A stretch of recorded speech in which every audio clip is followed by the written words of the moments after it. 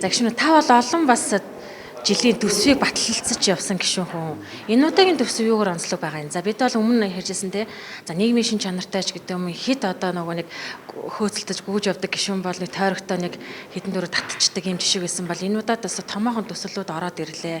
За ирээдүйн хитийг харсан ч юм билүү. Арай нэг анхны 126 парламент гэдгээр төсвөн ч арай өөр ороод ирчихсэн болов гэж харсан. Тэр олон төсөв батлагдсан таны хувьд энэ удаагийн төсөв дээр юу гэж харсан бэ? За энэ тэргуунд бол төсөв бол маш их тэлж байгаа шүү дээ.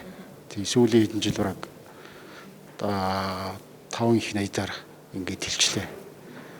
Өмнө байсан төсөөсөө бол тэгээд одоо би бол нэгдүгээр алдагдaltaй төсөв баталж болохгүй л гэж үзэж байгаа. Ер нь ямар орлоготой байна тэр хэмжээнд л зарлах нь байх хэрэгтэй. Гос биш алдагдaltaй төсөв батлана гэдэг чинь тэгээ өр зүйлээ санхүүжүүлнэ гэсэн үг байхгүй юу?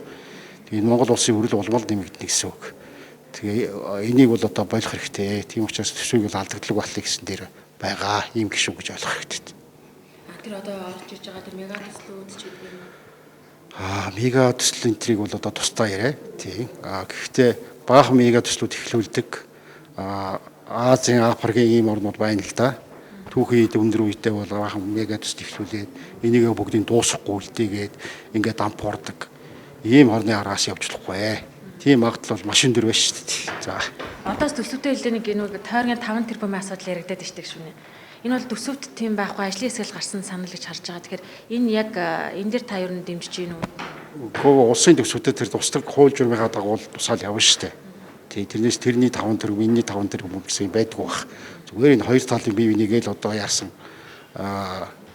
үйл ойлголцол юм уу? Эсвэл ойлгохгүй хүмүүс яриад байгаа юм уу? Хууль нь угаасаа тийм шүү дээ.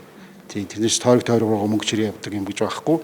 Тойрогоос авж байгаа гишүүдийн саналыг тусгаад ажил төрлийг хийх хэрэгтэй юм байгаа шүү дээ. Тойрог гэдэг чинь тэгээд арт түмэн л гэсэн үг шүү дээ. Тэгээд арт түмэнд л очих хэрэгтэй юм. Ийм л гэж ойлгоод байна. Тэрнээс гишүүн болгон мэдчих 5 тэрбум кармалаа явдаг гэж би ойлгохгүй байна шүү дээ. Баярлалаа.